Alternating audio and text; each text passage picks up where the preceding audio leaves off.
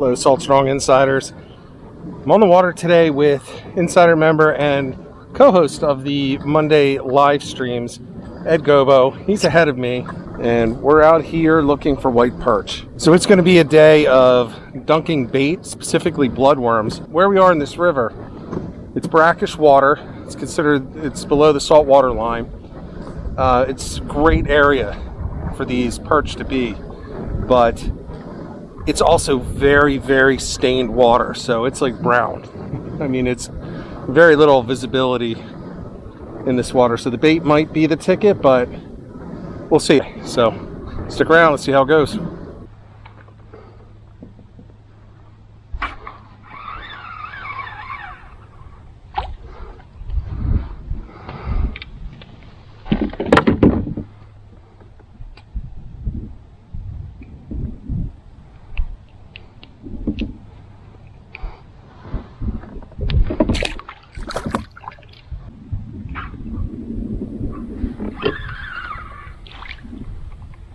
Oh, little micros.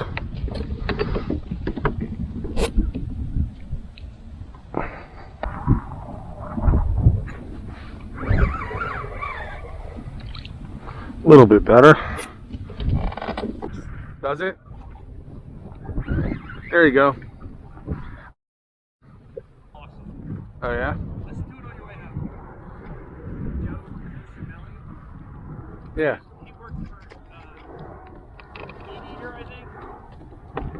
The name's familiar. He's out by you in PA. Yeah. He's freaking awesome. Yeah, I'm on him now.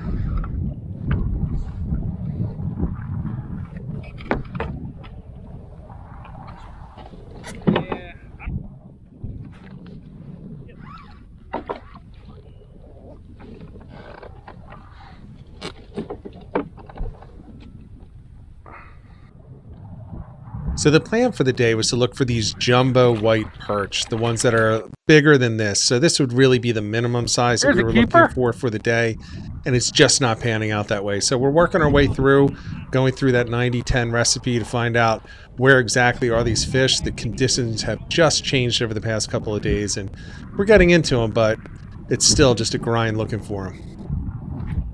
But the Fuego is, it's a nice reel.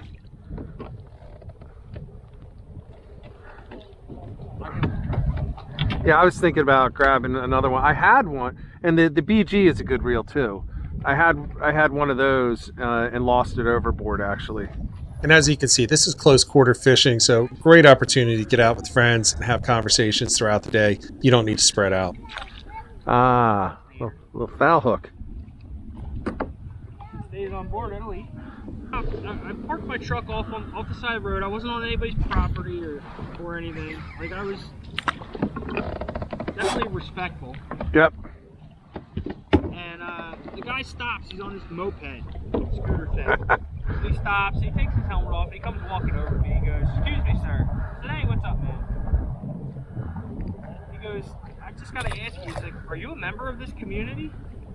I said, "Well, what do you mean?" So far, Ed is out fishing me.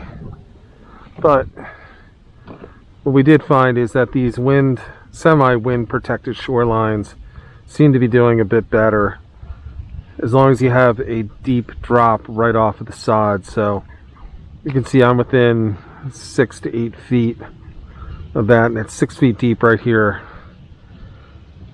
Water temperature is up to close to 46. Just 3 days ago it was 38.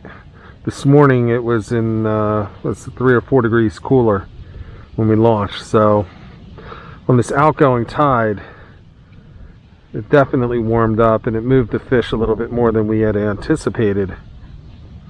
So they're not just stuck down in the deep holes, which is what we were really hoping for today. You know, 38-degree water is perfect to hit the deep water and target them there, but we don't have that today, so having to make some adjustments. There we go. Yeah, a decent one. It's not a jumbo, but it's a decent one. Oh, dude. it got hit on the way up. It's got a big mouth mark around it. Yep.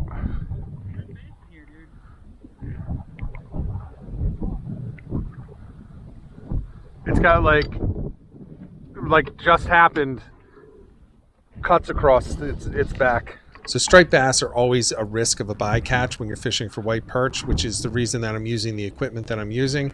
I'll go over that again in a minute, but it's illegal to target them, so you have to be careful.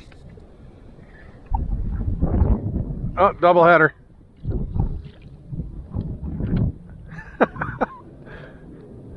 I'll keep one of them. Dude, right along the bank for the win.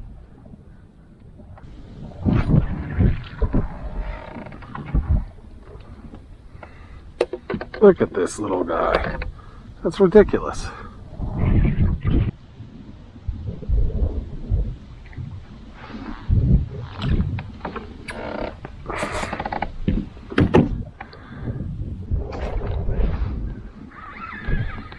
So for the entire day, we're using live bloodworms as bait, and we're going to talk a little bit about them and the fact that they do bite.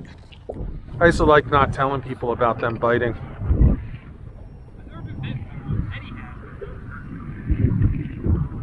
It's startling. Doesn't hurt, but it doesn't feel great either. It's not like a bee sting or anything, but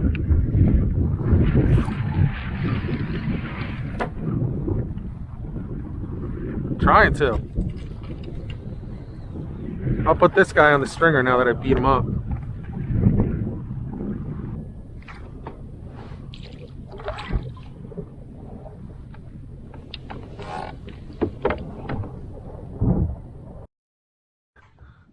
There's one. Little guy.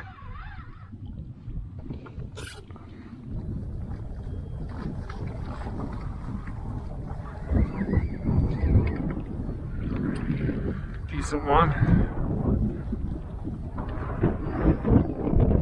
So Ed and I catch several more throughout the day. I ended up catching around 25 or maybe a few more, and Ed definitely outfished me, so he caught well over 25 fish for the day.